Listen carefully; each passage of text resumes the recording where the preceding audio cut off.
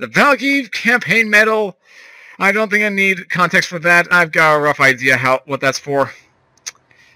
But man, the end of Chapter 10 is in our midst. Captain?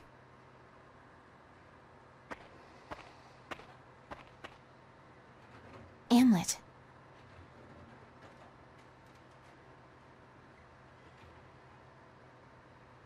Mission complete. Let's get back to base.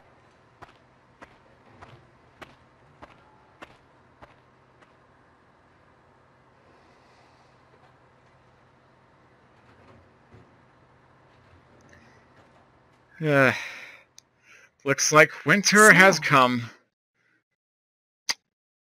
We're pushing it right to the brink.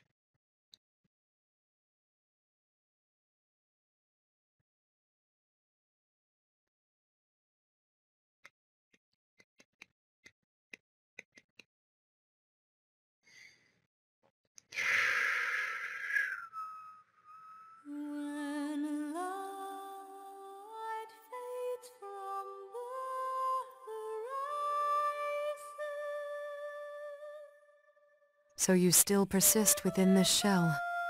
You came to see me again. Do not summon me again. It is unpleasant. What? I can hear anguish. Anguish? It comes from you. What part of me, pray tell, is suffering? Your heart. Absurd. You've carried the weight of your sins all this time. What do you know? You should be aware of exactly what I know. I feel it was destiny that I've come in contact with you. I even wish to support your soul, which trembles with pain. What? If your pain can be eased by me doing so. What do you know? You who carries the blood of that woman. I do not need it to be abated. Atonement is my desire, my wish, my vow. It is not pain. Absolutely not.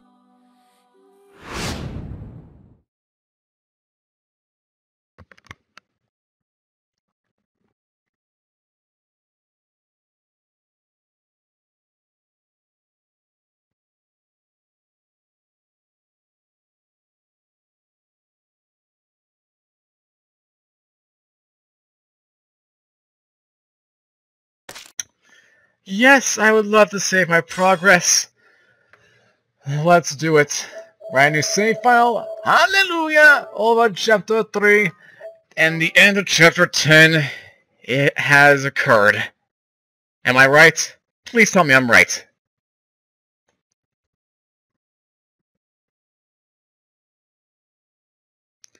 Yeah, that's Chapter 10 in a nutshell. We are at endgame, and man, I've never felt so exasperated trying to get to the endgame. That feels so weird to me. But let's see what Rochelle has to tell for us. Let's proceed forward, shall we? This is a true story. As you have claimed multiple times.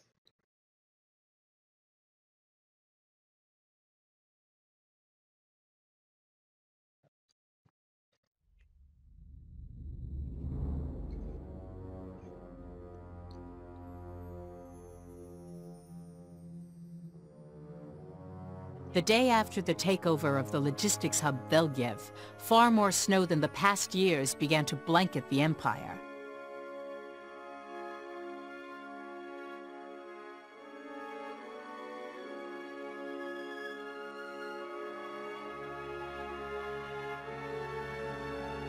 The snow continues to pile up. The early winter is upon us. The loss of Victor is unfortunate indeed. We'll need to reorganize our defenses. Even if Jutland is foolish enough to attack, winter will be our ally. Good. You always did favor the colder climes. When blanketed by winter, Ruse is the most beautiful land in the world. And the cold leaves my mind and body alert. Good fortune lies ahead. Well then, Your Majesty, I take my leave.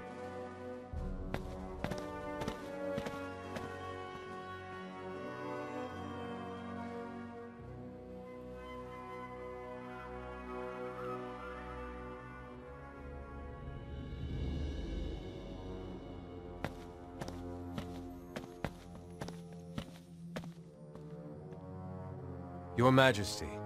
You were late. What were you doing, Maxime? I had been inspecting Victor's remains.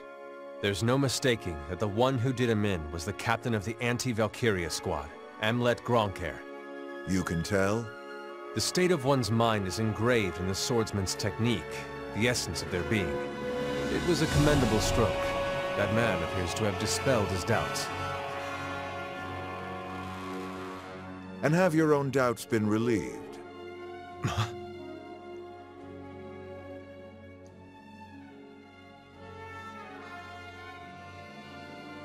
I do not know yet. However, I would like to tell Your Majesty of my observations here. Oh, speak then. I have been looking toward Your Majesty as to how a king should conduct himself. Your Majesty's path of power bears the grudges born from the sacrifices made, and continues forth in their memory. I wish to serve under Your Majesty because I bore witness to that resolution to walk down that road. As the Emperor remains steadfast in what must be done, so too must his generals. However, I hesitated. I discovered that the people also have their lives, their businesses, and above all, the will to live. I cannot sacrifice such people. I have gone against Your Majesty's path of power. Of course that was the cause of your doubt. Your Majesty? It is simple. In chasing these dreams, you drifted from the servants' hall and have awoken along the way of kings. Me? A king? That's ridiculous. Your thoughts turn to your country. You value the people and hold lofty ideals. What else can that be called but king? Soon enough you shall start to dream of killing us in our sleep, just as we foresaw. That cannot be. We are alone now. Will you cut us down in this very room? That's impossible. I hold Your Majesty in the highest regard even now. My words are not false. And even if part of me has begun to think like a king, I can still walk alongside Your Majesty, shoulder to shoulder. Is that not true? That is false. The path of power is too narrow for an emperor and a king. There can be but one monarch walking the road to rule. And that sole sovereign can be only me. Your Majesty. You are a capable man whose worth has been proven thus far. All we ask of you is your devoted servitude, nothing more. Maxime, we grant you one last chance.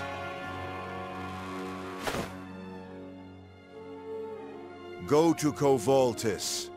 The snowfall will cause Jutland to panic. Thus, we foresee them attacking the fortress of Sevast. Intercept their army by preemptively striking its rear guard. Yes, sire. Give us no cause to regret our decision to appoint you here. Do not disappoint us, Maxime.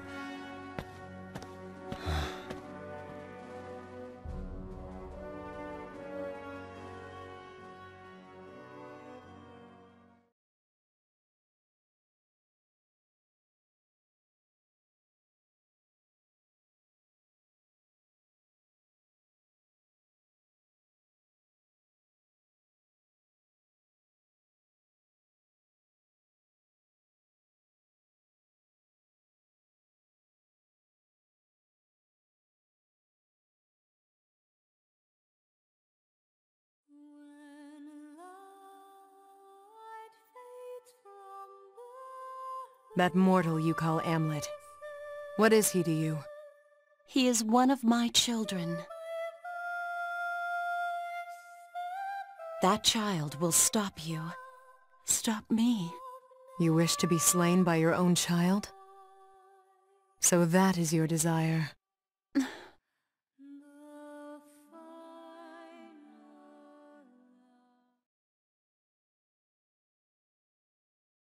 My child.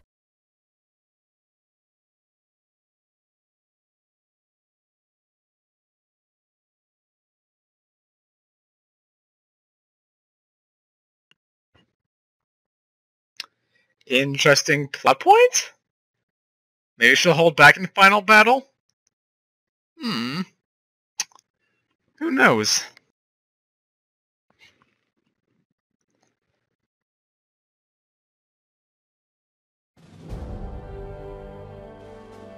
And back at the promenade. Velgiev's suppression was an eye-opener for Jutland's people, and became the reason for many to renew the war effort. Of course. Did you really need a separate loading thing for this?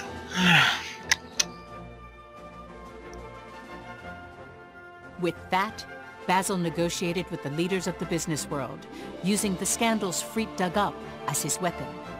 He made sure to end their smear campaign, since they had manipulated the public to criticize him and Solomon. Well, that's that. No hard feelings, right, boys? Either of you step out of line, I'll publish the article. Don't think this is over because we're staying quiet for now. Just remember, the moment it goes public, you'll be ruined. You do well not to underestimate Jutland again. Yeah. Oh. Hey, don't give me that look.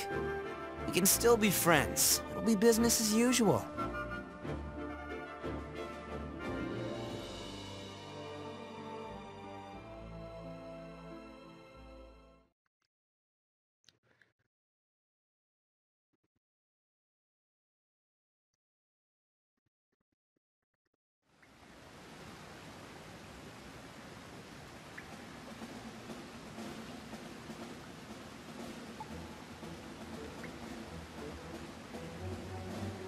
Now that we've taken Valkyria, we're entering our most crucial stage.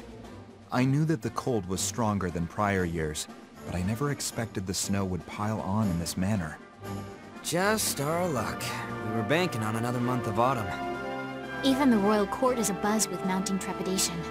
This came as a surprise to everyone. However, if we suspend the conflict at this time, we'd be allowing the Empire to regain its strength. Yeah, we do not need another 5 chapters for that. Jutland won't stand a chance come spring. We can only press onward. But how? I had always said that we must settle things before the snow falls. But that is impossible now that winter is upon us, which is why I propose we take advantage of this adversity. Turning a negative into a positive. This year's winter is rather... excuse me, it's abnormally early. Ruse's northern area must already be snowbound. For them, the winter is their ally. However, that arrogance should be what we target. Well, look who's letting their hair down. You used to be such a slave to schedules. Now here you are making accommodations for Mother Nature. I suppose the princess's resolve made me adapt. Oh hey, you're back. Good evening. You seem to be fitting in nicely, Your Highness. The world powers have begun moving because we've taken Valkyria. They can't ignore the situation since Jutland pulled itself out of its losing streak and started winning again. Ever since that 3-day negotiation with Brenland, we've been able to keep them restrained thanks to Solomon. But now that we're pushing Ruse this much, they can't completely trust us anymore. In other words... The nations of Europa can be pretty crafty when it comes to protecting themselves. I expect they'll put pressure on Jutland too. And at the same time, they'll move against Ruse. It seems the early winter is forcing their hand. They're thinking to end this war and dismantle Ruse. Dismantle? There's movement among the superpowers, trying to blame them for Jutland's invasion. It's to make both Ruse and Jutland take responsibility for this chaos. Depending on the situation, one side will be dismantled, and the other may have an armed intervention by the superpowers. Talk about fishing in troubled waters. Then again, history is written by the victors, right? There's no doubt that this early winter is pushing different agendas all over the place. In that case, I'd like to reorganize our coming strategies. Our target is here, the Empire's citadel of Sevast. A strategic point indeed. If we take this location, the Imperial capital will lay before us. They'll be caught off guard, and we'll strike then. How about Kovaltis? It depends on how Ruse will act. If they attack our troops en route, we'll counterattack. However, our main objective is to gain control of Sevast as soon as possible. What about the Valkyria? It'd be bad if it showed up while we're on the move. Oh, we won't have to worry about that. As I mentioned earlier, the world powers have begun to act. And Ruse will use the Valkyria to hold them back. They'll redeploy it to Sevast, though, once the assault begins. That's the likely outcome. So we have to deal with not only the Citadel, but the Valkyria as well. This won't be easy. We should try to handle them separately. The only way to do that is to take care of Sevast during daylight, right? That's a pretty big gamble. It'll be tough to pull off in a day. But if we're going to attack, now's the only time. Days are long since it's summer right now. In other words, there's more time before the Valkyria appears. Not to mention, Sevast is much further north than Jutland. We can look forward to their days being even longer. It's not much, but it might provide the edge we need. To think the abnormal weather that's been causing so many problems will actually be of help to us. Then we should end this once and for all. Once Sevast falls, the Emperor will send the Valkyria after us. We need to take the Citadel, defeat the Valkyria, then immediately march on the capital. That's our only shot. Aren't you confident? Got a plan? Yeah. We know Basil's weapons and Ophelia's song work on it. We just need one more thing to give us the advantage. And that would be? Sunlight. We need to drag the Valkyria into sunlight. Keep it busy till the sun comes out. Then, once it's weakened, finish it. Be prepared for a battle of attrition then. Even worse than the one we just had to face. First, we can only fight for so long. That's why we should strike as close to dawn as we can manage. What's the other problem? How do we stop the Valkyria from running off at the first sight of light? That's the big issue. Violet and I can solve the first problem. How's that? We negotiate with the superpowers and ensure they attack the Empire on the day of the final battle. All right, I'll assemble the intel for that end. This is a big job. I'll have to use both Violet and Margaretha to the fullest in order to gather that information. I'm counting on you. Both of you. We'll create a situation where they'll be forced to deploy the Valkyria away from Sevast, with Violet's espionage and my negotiations. Oh, baby. Saul's plot and face is a sight for sore eyes. Why, thank you. Also, there's one more important note. This attack must be a night raid. We must attack right before the Valkyria is deployed, after all. Now that's what I call moonlighting. As for the second problem, I have an idea. I could borrow the power of the people. Of Jutland? Just so. When last I sang at the Palace Plaza, the citizens all joined in. As they sang along, I felt a white-hot energy welling up within me. I think I understand why. The Galder was becoming stronger, and the more we sang, the brighter that inner light grew. I'm sure I felt some sort of magic. Why not use that power? But how does that keep the Valkyria from running? Carry the people's hopes and dreams, then weaponize their strength of spirit against the Valkyria. Right, the Galder. I did sense something the last time you sang. Can't quite explain it. Of course, I have no definite proof. But the Valkyria has been averse to my singing before. Something tells me more voices might amplify that effect. Let's bank on that. Make sure the troops in the main army sing too. It's worth a try. Increasing the volume, huh? Say, how about this? We hold Ragnite while we sing. If the pieces resonate with each other, maybe it'll amp up the mana for everyone. Hell, why not get the whole damn country in on it? We'd have us a supercharged chorus heard around the world. We carry the song to the princess across borders. Bingo!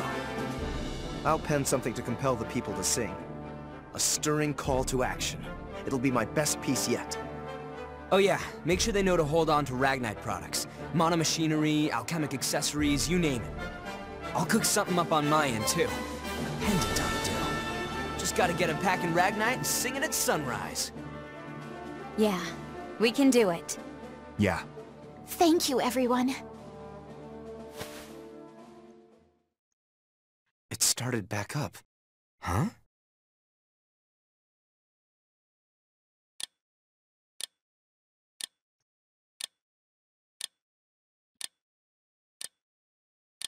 Symbolism?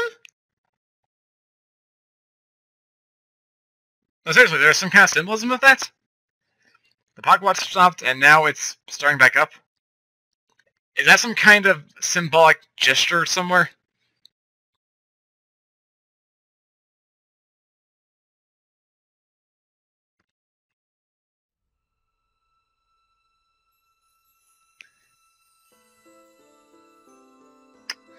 Back at the Grave of the Five. The Battle of Sevast. For all intents and purposes, it's the decisive battle between Jutland and the Ruzi Empire. In the war's history, it's said that the Empire lost because the Emperor misjudged the deployment of the Valkyria.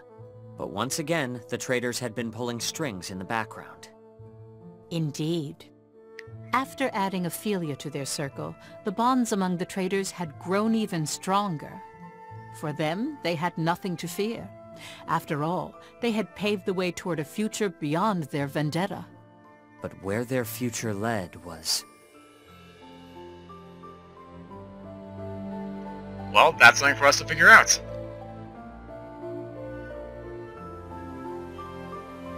So now, before we continue the story, because I don't want to sit through these cutscenes again, even though, again, I can skip through them via the skip button, still don't want to bear that. I'm just gonna save right here real quick, and I'm just gonna do a quick little simple cut. You know, cut from, like, we'll go straight into the next batch of cutscenes. It's a bit of a smooth transition. Plus it'll help me see how long we have left before I need to end things off. So, with that said, I'll see you guys in a quick second. Or, maybe not, you won't need to. You'll see when it happens. Anyway, continue the story. Then allow me to continue.